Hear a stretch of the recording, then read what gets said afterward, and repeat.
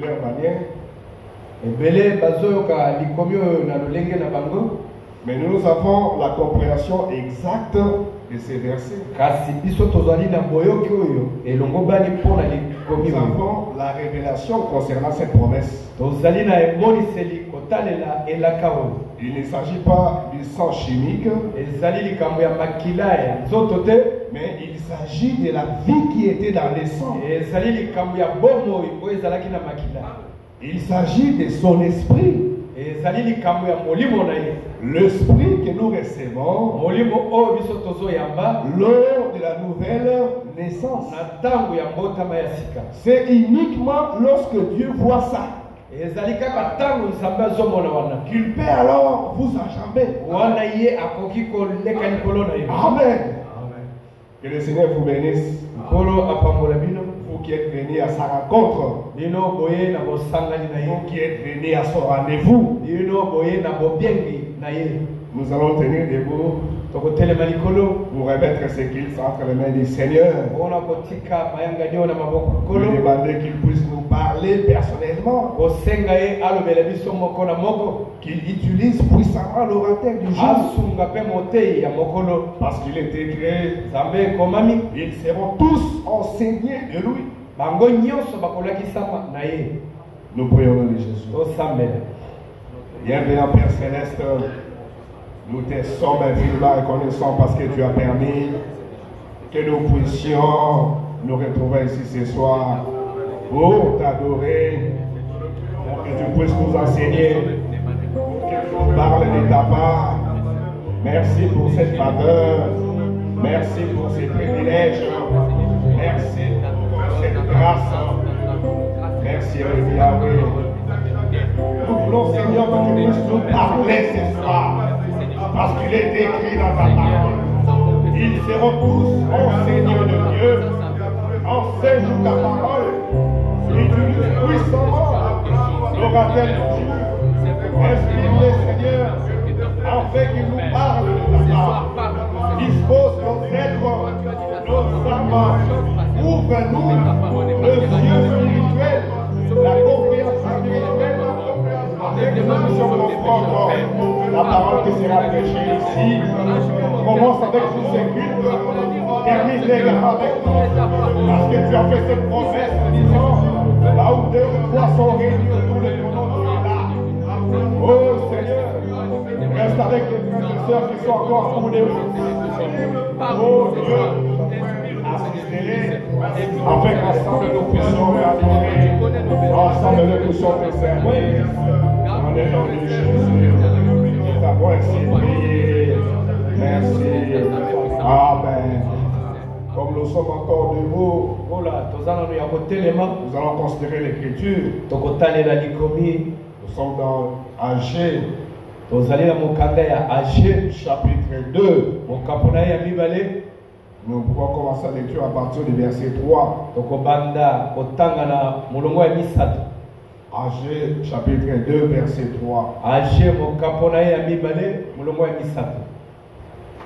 Quel est parmi vous le survivant qui ait vu cette maison dans sa gloire première? C'est une question qui est posée. Qui ait vu cette maison dans sa gloire première? Et comment la voyez-vous maintenant? Telle qu'elle est, ne paraît-elle pas comme rien à vos yeux? Au verset 4, il dit maintenant, fortifie-toi, Zorobabel, dit l'Éternel. Fortifie-toi, Josué, fils de Josadak, souverain sacrificateur. Fortifie-toi, peuple entier du pays. Peuple entier du pays, dit l'Éternel, et travailler car je suis avec vous. Dit l'Éternel des armées. Je reste fidèle à l'alliance que je fais avec vous. Quand vous sortîtes de l'Égypte, et mon esprit est au milieu de vous. Ne craignez pas, car ainsi parle l'Éternel des armées. Encore un peu de temps, et je branlerai les cieux et la terre, la mer et les secs. Je branlerai toutes les nations. Les trésors de toutes les nations viendront. Et je remplirai de gloire cette maison. Dit l'Éternel des armées. L'argent est à moi. Et l'or est à moi. Dit l'Éternel des armées. La gloire de cette dernière maison sera plus grande que celle de la première. Dit l'Éternel des armées. Et c'est dans ces lieux que je donnerai la paix. Dit l'Éternel des armées. Que Dieu bénisse la lecture de sa parole. Nous pouvons nous asseoir. Nous avons considéré l'Écriture. Nous allons continuer toujours dans notre éclaircissement au sujet du baptême du Saint-Esprit. Nous apportons un éclaircissement sur ce qu'est le baptême du Saint-Esprit. Beaucoup parce que ils sont déjà baptisés du Saint-Esprit.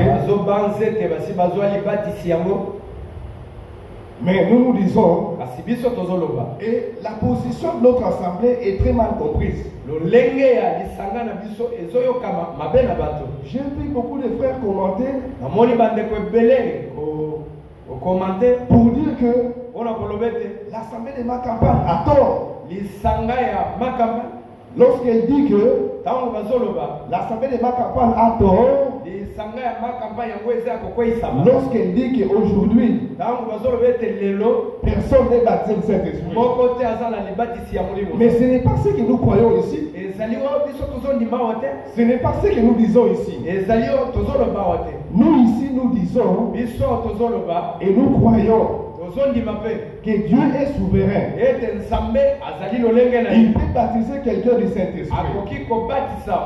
Et nous disons alors que si c'est le cas, il faut que nous voyons les mêmes répercussions comme ça a été le cas lors de la Pentecôte. Amen. Il faut que notre position soit bien comprise. Alors ici on nous montre que la gloire de la première maison, quel est parmi vous le survivant qui ait vu cette maison dans sa gloire première? Cette maison que vous voyez, quel est parmi vous le survivant qui ait vu cette maison dans sa gloire première? Mais on dit, et comment? Et comment la voyez-vous maintenant? La Bible, lorsqu'elle parle de maison, il s'agit de son église. Il s'agit de son épouse.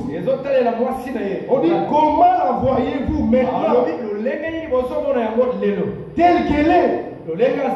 Ne paraît-elle pas comme rien? Rien à vos yeux.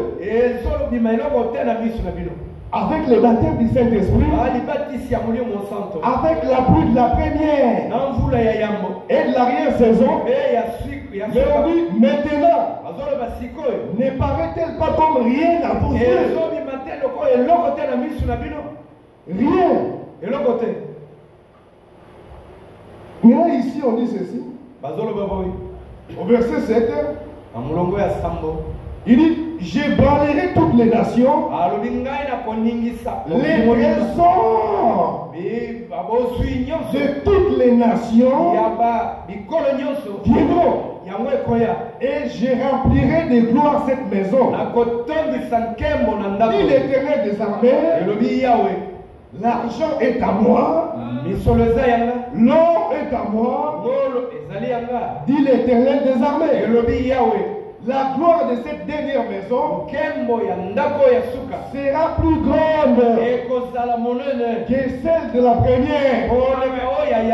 Amen. Dit l'Éternel des armées.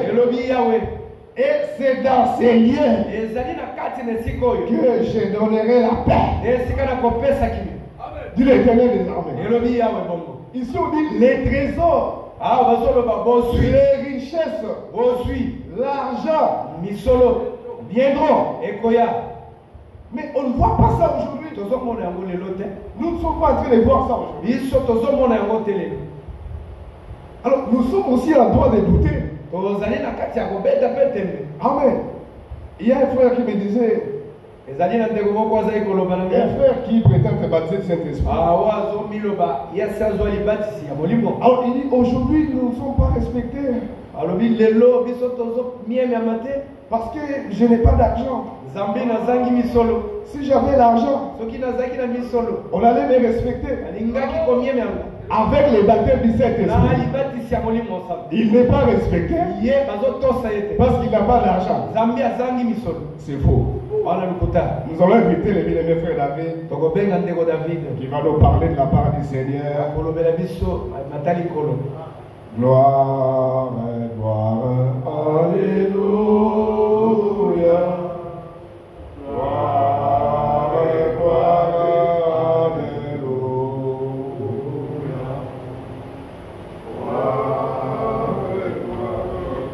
alléluia.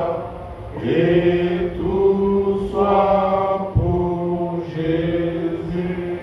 Amen. Amen. Amen. Je vous salue tous dans le précieux nom de notre Seigneur Jésus-Christ.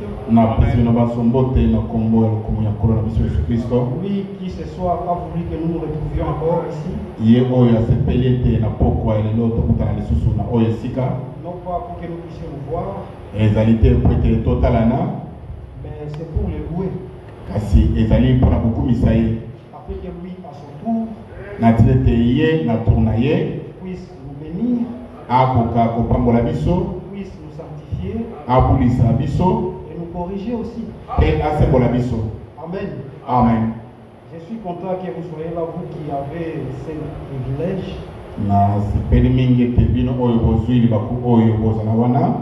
Parce que vous savez bien aimé, il faut honorer la parole de Dieu. Il y a des exigences pour les chrétiens, pour les croyants. C'est un impératif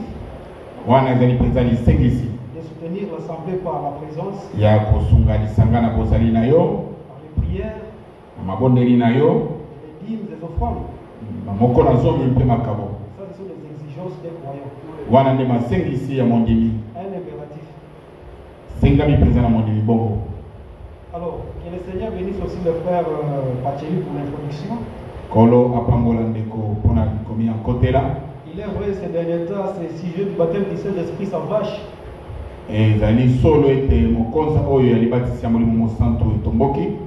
Tout le monde est en train de parler dans le forum. Il y a des gens qui m'ont contacté même inbox pour nous féliciter.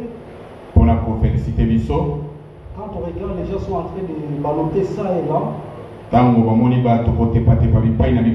En donnant l'écriture que j'avais donnée l'autre fois, je peux la lire directement dans 2 Pierre chapitre 3. Vous allez m'excuser. Je pense que c'est la 2 Pierre chapitre 3. Verset verset 15. On avait dit ça l'autre fois. Vous voyez que la patience de notre Seigneur est votre salut. Comme notre bien-aimé frère Paul, là aussi écrit selon la sagesse qui lui a été donnée. C'est ce qu'il fait dans toutes les lettres, où il parle des choses dans lesquelles il y a des points difficiles à comprendre, dont les personnes ignorantes et mal affermies tordent le sens, comme celui des autres écritures, pour leur propre ruine. Alors, ce sujet ici du baptême du Saint-Esprit, c'est un point difficile que le frère Franck a écrit aussi dans ses lettres. Parce que aussi vrai que le frère Paul a écrit les lettres, au début là-bas, à la fin aussi nous avons l'apôtre qui est en train d'écrire les lettres, le frère Franck. Dans ces lettres aussi il y a des points difficiles à comprendre, qui est des gens ignorantes, des personnes ignorantes, voulais-je dire, et mal affermies sont en train de tordre les sens. Mais gloire soit rendue à Dieu. Pour nous ici, nous avons des serviteurs qui sont en train d'être, qui transmettent les choses fidèlement. Et nous sommes bénis par ces ministères. Local. Quand nous disons nous sommes bénis par ces ministères, c'est local. Amen. Alors nous allons considérer directement l'écriture du jour. Dans AG, nous sommes dans AG chapitre 2.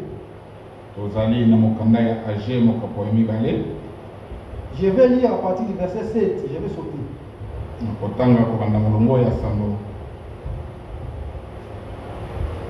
Je brûlerai toutes les nations, les trésors de toutes les nations viendront, et je remplirai de gloire cette maison, dit l'Éternel des armées. L'argent est à moi, et l'or est à moi, dit l'Éternel des armées. La gloire de cette dernière maison sera plus grande que celle de la première, dit l'Éternel des armées. Et c'est dans ce lieu que je donnerai la paix. Amen. La gloire de cette dernière maison sera plus grande que celle de la première. Ça veut dire quoi? Frère Franck, pas cette écriture. Et pour bien illustrer la pensée, pour que les gens comprennent dans le vrai sens du terme, il prend aussi l'exemple de Job. J'étais en train tout à l'heure de lire cette lettre. Parce qu'aujourd'hui, je veux qu'on étudie d'abord la lettre 24 pour que vous compreniez ce que frère Franck dit dedans. Avec vous, calmement, nous allons étudier la lettre 24.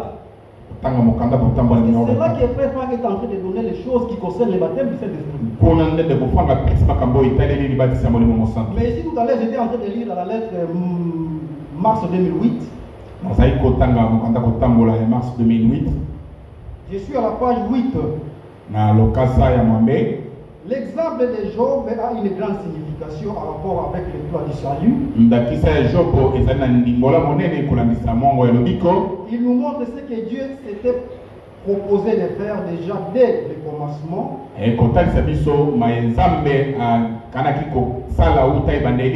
Avec les siens et ce qu'il va bientôt accomplir. naba oyo ya ye na oyo ya sebe ko sakalate. Ça c'est comme ça que les frères parlent d'abord la chose. De bongo de ko fanga tali sini kamwengo. Donc ça un exemple capital l'histoire de Job. Azu présente d'Akisa solo ya Yobo par rapport au plan du salut. Na kotalela ka mongo ya lobiko. Ce que Dieu a conduit de faire avec les siens. Oyo nzambe akani ko sala na ba oya ye. Est-ce qu'il va bientôt accomplir? Pe oya ko kisakala mingi te. Même si le Seigneur permet que certaines choses arrivent, que Satan s'attaque au corps et détruit tout autour de nous, que les accusateurs et les calomniateurs s'agissent contre nous, l'âme d'un enfant de Dieu ne peut être touchée. À la fin, notre couronnement sera comme fut celui de Job. Amen. Amen. À la fin ici, notre couronnement sera comme fut celui de Job. Alors quand nous examinons bien avec exactitude l'histoire de Job, on comprend que Job a été béni de ce qu'il lui avait, mais à double mesure. Mais avant qu'on en arrive là, pour que nous soyons bénis comme Job, nous devons d'abord lui appartenir. Nous devons appartenir à Dieu. C'est là que nous allons introduire maintenant l'acte. Nous introduisons l'acte maintenant chapitre 3. Les frères Etienne avaient bien expliqué cette écriture autrefois. Parce que vous savez bien aimé, Dieu ne va pas sceller l'erreur. Déjà dès le début, si vous avez une compréhension erronée, Dieu ne peut pas sceller l'erreur. Même si la chose paraît pour moi pieuse, Dieu n'est pas dans les émotions. Dieu tient sa parole. Possible que lui-même a achevé son œuvre de la création, il va aussi achever son œuvre de la rédemption. Et nous les croyons. Amen. Amen. Nous sommes dans Actes chapitre 3. Au verset 19. Répandez-vous donc et convertissez-vous pour que vos péchés soient effacés. Amen. Amen. La repentance est liée directement à l'effacement du péché. Et je bénis le ciel pour les frères Etienne et les frères Benelli. Ici nous avons appris quand ils ont pris des frères Franck aussi. Et l'ange aussi de notre état, le frère William Branham. Et la Bible montre que la repentance est différente de la pénitence. Amen. Il faut que vous compreniez cela aussi, mes bien-aimés. Et on va le démontrer par la Bible. Pour que tu puisses avoir les péchés effacés, il faut d'abord la repentance. Les péchés dont on parle ici, ce n'est pas le vol que vous commettez. Ce n'est pas le mensonge. Non. C'est l'incrédulité. Il concerne la parole de Dieu. C'est ce qui est effacé. Mais en effaçant ces péchés-là, on ne dit pas que vous êtes devenus saints dans la chair. Parce que des fautes vous en commettrez toujours. Parce que beaucoup de gens, quand ils prennent cette écriture, les gens qui sont dans la grâce finie, ils pensent que tous ces péchés sont déjà effacés. Alors, le péché qui est parlé ici, c'est l'incrédulité. Amen. Amen. Pour que vos péchés soient effacés, afin que les temps de rafraîchissement viennent de la part du Seigneur. les péchés effacés, alors l'état de rafraîchissement vient de la part du Seigneur. Amen. Mais c'est quoi les rafraîchissements? Amen. C'est ce que j'avais répondu aussi dans le groupe bien élevé. Les gens pour qui les rafraîchissements viennent,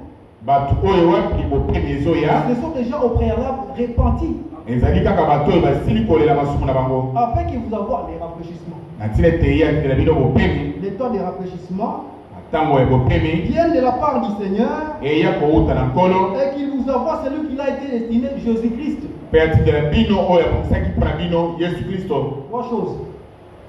Trois choses que j'ai épinglées là-bas. La repentance, les rafraîchissements et le retour du Seigneur Jésus-Christ. Mais par rapport à ça, j'ai lu ici avec Frère Franck. Je suis dans ce livre Apocalypse, un livre scellé de 7 sceaux, c'est une question.